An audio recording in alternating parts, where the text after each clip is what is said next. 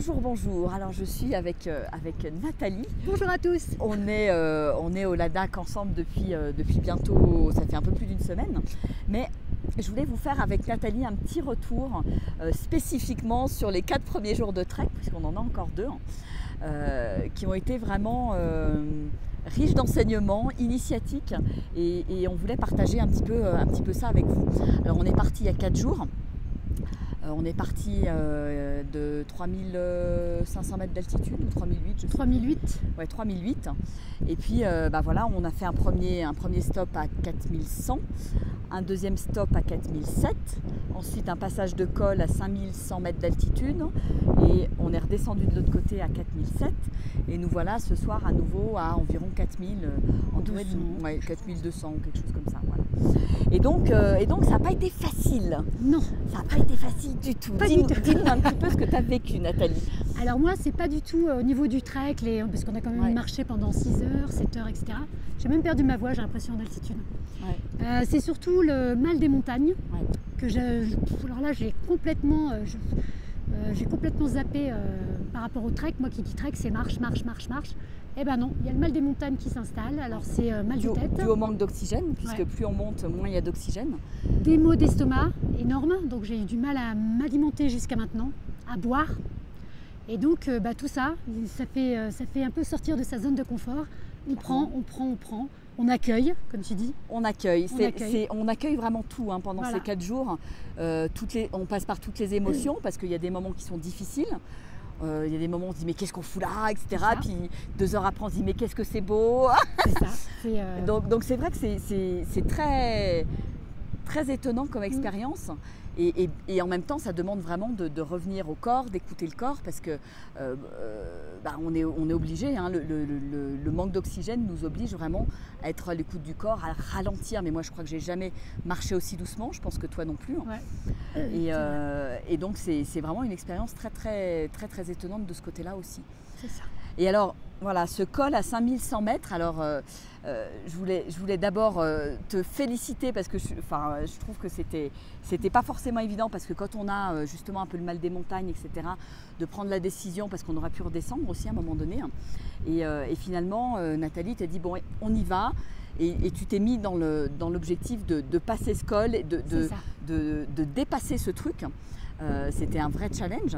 Et en tout cas, bravo, parce que tu l'as brillamment traversé. Et ouais, c'était quand même vraiment un vrai challenge au vu des conditions physiques, qui n'étaient pas évidentes. Et en même temps, aujourd'hui, voilà, on a été, après cette journée un peu challenge, ce matin, on a été accueillis vraiment avec le soleil. On a eu du soleil toute la journée. C'était assez exceptionnel. Des paysages magnifiques, des rencontres avec des animaux. Alors là, on en a vu à l'appel, des yaks, des chevaux, des moutons, des marmottes, des petites souris.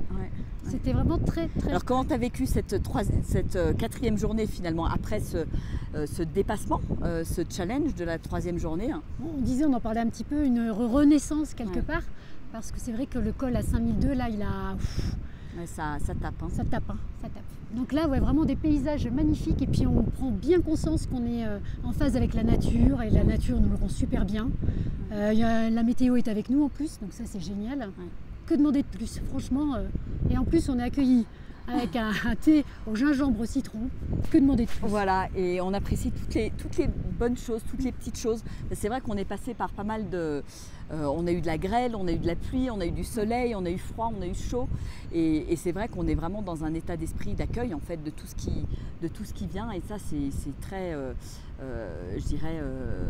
c'est vraiment une expérience à vivre, quoi. C'est ça. Vraiment une expérience à vivre. À son rythme.